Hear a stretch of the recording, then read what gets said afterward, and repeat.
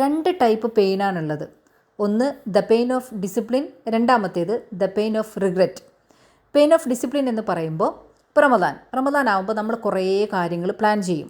അപ്പോൾ ഈ സംഭവങ്ങളൊക്കെ നടക്കണമെങ്കിൽ നമ്മൾ കുറച്ച് ത്യാഗമൊക്കെ സഹിക്കേണ്ടി വരും. ഇപ്പോൾ നമ്മൾ ചിലപ്പോൾ നന്നായിട്ട് ഉറക്കൊഴിയേണ്ടി വരും. കുറേ നേരം നിസ്കരിക്കുകയാണെങ്കിൽ കാല് വേദന ഉണ്ടാവും.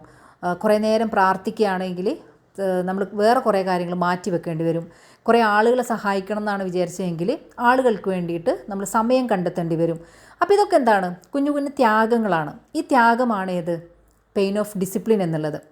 എന്നാൽ പെയിൻ ഓഫ് റിഗ്രറ്റ് റമദാൻ മാസം കഴിയുമ്പോഴാണ് കണ്ണു തുറക്കുന്നത്. പഠിച്ചവനെ ഇത് കഴിഞ്ഞല്ലോ, ഇനിയിപ്പോൾ എന്താക്കും, ഇനിയിപ്പോൾ ഒരു വർഷം കഴിയണം, അപ്പോഴേക്കും ഞാൻ ജീവിച്ചിരിപ്പുണ്ടാവോ, റബ്ബേ ഞാൻ എന്തെല്ലാം പ്ലാൻ ചെയ്തതായിരുന്നു, ഒന്നും നടന്നില്ലല്ലോ, ഞാൻ പിന്നെയും ഫോണിൽ കുത്തിരിക്കുകയാണല്ലോ ചെയ്തത് റബ്ബേ.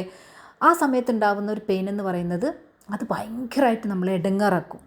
അത് നമ്മളെ ജീവിതകാലം മുഴുവൻ ഉണ്ടാവുകയും ചെയ്യും. അപ്പോൾ ആദ്യത്തേതെന്ന് പറയുന്നത് കുറച്ച് പെയിനാണെങ്കിലും പിന്നീട് നമുക്ക് ഭയങ്കരമായിട്ട് സംതൃപ്തി തരുന്ന ഒന്നാണ്. രണ്ടാമത്തേത് നമ്മളെ മനസ്സിൽ പിന്നെയും വന്നിട്ട് നമ്മളെ ബുദ്ധിമുട്ടിക്കുന്ന ഒന്നാണ്. അപ്പോൾ ഇതിൽ ഏത് പെയിൻ വേണം എന്നുള്ളത് ഇപ്പോൾ തീരുമാനിക്കാം.